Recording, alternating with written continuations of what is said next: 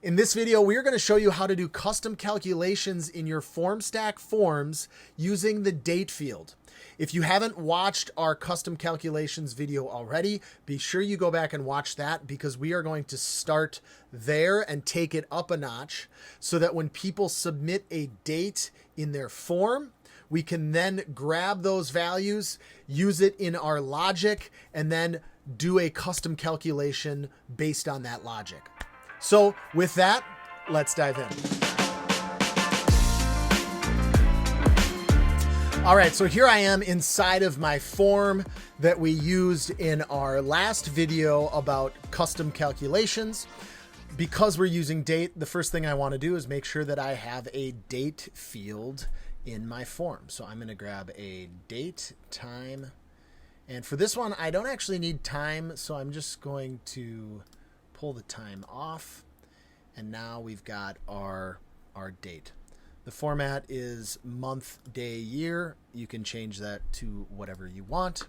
But now if I view my live form, we can see that I've got my month, day, and year. Okay. For the sake of these calculations, it's actually easiest if your month is in a number format, because we're going to be using numbers and sending those into our date field. So our JavaScript date. So we're going to do month, day, year like that. And let's refresh our form. And now we can see that we've got numbers as our date. Cool. So that is the first step. Make sure that you've got a date on the form. The next step is we need to grab the IDs of these actual fields. So I'm going to inspect this page and shrink my inspector here. 1 second.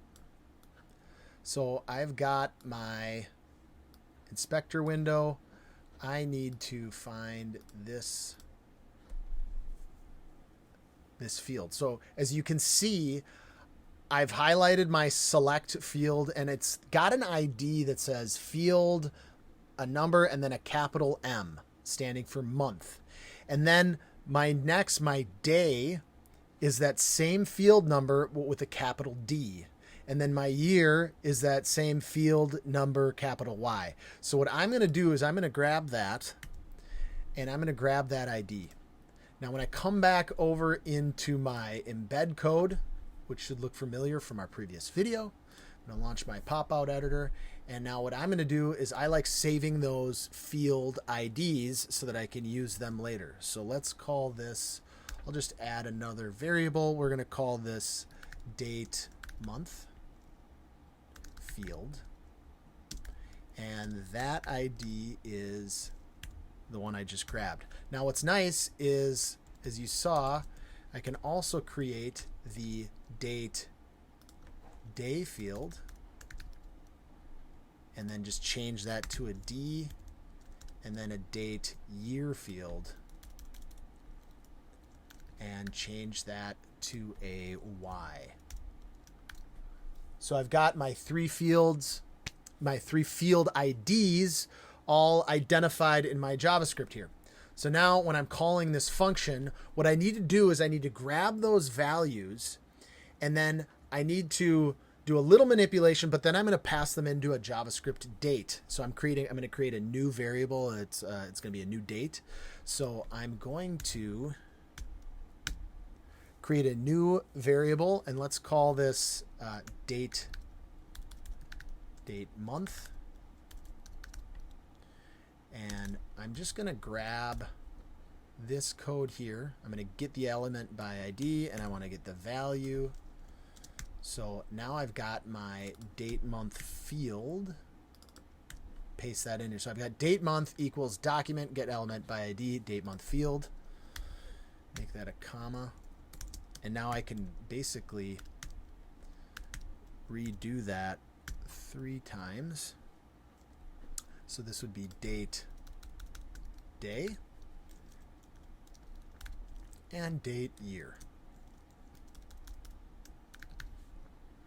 And now what I can do is I can grab my fields up here. So date year field and date day field. Okay, so now I've got the number value for my day, the number value for my month, and the number value for my year. Now, something that JavaScript does is when we're creating a new date, and you'll see this in a second, but the months are, they start at 0. So January actually equals 0. February equals 1, March equals 2, so they're off by 1. So we need to do a little adjustment to get the correct month when we're passing in our month into our new date. So I'm also going to just do this. I'm going to say adjusted month equals date month minus 1.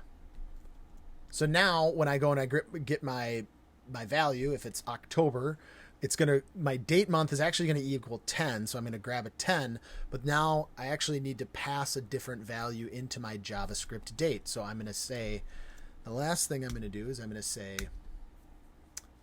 to call this full date, and it's going to be a new date. And so I'm calling this JavaScript function to create a new date. And what I'm going to do is I'm passing these parameters in. So I'm going to pass it year, month, day. So it is going to be date year.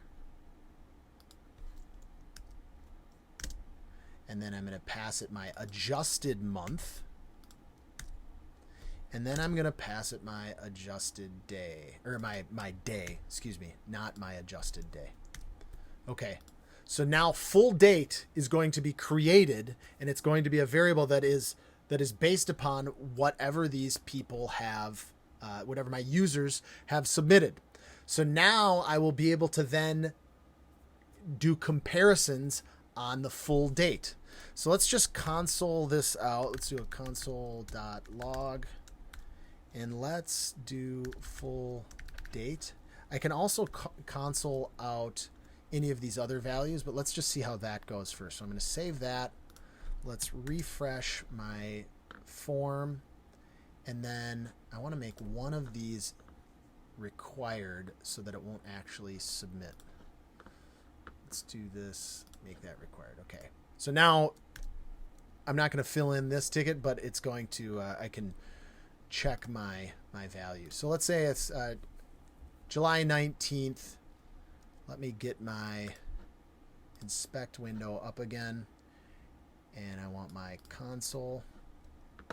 Okay, so now if I submit this form, I should see Tuesday, July 19th, 2022. That is today. It's not grabbing the time because I didn't grab the time. If you wanted to grab the time, you'd have to grab those fields, pass those in as additional parameters into the date. But you can see that now I have this variable, this date, that I can do some comparisons on. You can't do things like adding and subtracting days or adding months or adding years. That requires JavaScript libraries. But what you can do, and let's say that for this show, is I can compare dates. So let's say my show is going to be on October 1st, and anyone that orders a ticket before August 1st gets a discount. Well, what I can do is I can pull open my embed code again. I can create what I'd probably do is throw it up here. So I would probably go, let's call this discount date. And that is going to be new date. And I wanted August. I want my discount date to be August 1st. So I would say 2022. August would be, it's not 8, it's actually 7 because we've got to go back 1. So I'd go 7 and then 1. So now my discount date is, let's console that out too and see what we get. If you wanted to, what you could do is you could do something like this, where you said discount year equals 2022, and just build that out the same way we did before. So discount month equals 8 August, and then I'll adjust it later. And then discount date would be 1. So we go day. And I take this. Oop. And now down below, what I'm going to do is I'm going to do two things. I'm going to say adjusted discount month. I'm actually going to pull this up because it's a new variable. Adjusted discount month equals discount month minus 1. Okay. And then my discount date is actually going to be discount year, adjusted discount month, and discount day. Oh. Okay, so now I've created this new variable called discount date that is based on the things that I've set up above. That's kind of nice because then you can come in and if you want to tweak anything, you just tweak it up top and it'll pass all down. You don't have to worry about any of this stuff once it's built. So let's save that and let's see what we are getting from our console. So if I choose my date, let's say I have it on, it's the 28th, and I submit my form. If I inspect my code, I should see that I've got Monday, August 1st, 2022. So here is my, let's see if I can zoom in on that. Here is my discount date, which was that August 1st, and I've got the date that I submitted. So we've got both dates. That's great. And now the beauty of this is I can come in and I can say if the full date, we can just do comparisons. If the full date is less than my discount date, then do some things, right? Then apply a discount. Put in your JavaScript, put in your price, put in whatever you need here in your logic. Otherwise, do this other thing. Or you could add another comparison as well. You could have multiple tiers where maybe they get a discount on August 1st, but a less discount if it's after August 1st, but it's after August 1st, but before September 1st, right? So you can kind of stack these however you want. But the thing we're trying to show here is that we're using dates to now say, to use comparisons. So if we do console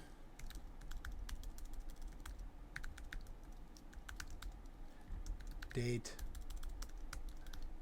you get a discount. You get a discount. Woo! Otherwise, let's do that. Otherwise, that's not right. Console. You don't get a discount. No discount for you. Okay, so we're going to do that. I'm also going to turn off this alert that keeps popping up. Okay, so now what we're going to see if I refresh this. So I want to get a discount, so I know I want it to be before August 1st. So let's do July 31st. I just snuck it in there. Submit my form. Let's inspect. And we will see that you get a discount. So that's triggered. But if I come back here and let's say I do it on August 1st and I submit, no discount for you. It's because you can see it's comparing these two dates. So that is how you do it. It's the kind of world is your oyster when it comes to the logic you want to put inside of your if statements, but that is how you grab the data out of the date field. You have to grab the year, the month, the date, put it into the new date function, which is a feature of JavaScript. If you want to do anything else like subtracting days from something, adding months, adding years, subtracting years, then you're going to need a JavaScript library and things get a little more hairy.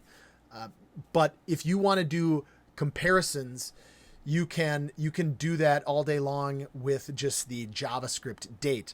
Another thing you can't do though is you couldn't do if the full date equals the discount date, because of timestamps and everything. It's never gonna be equals. So just know that you can't really do equals when it comes to dates. You can do greater than or less than. Hopefully that tutorial is helpful and you now have a better understanding of how to grab the values from the date field and use that in your JavaScript logic inside of your Formstack forms. So with that, please like this video, subscribe to our channel, and we will see you at the next tutorial.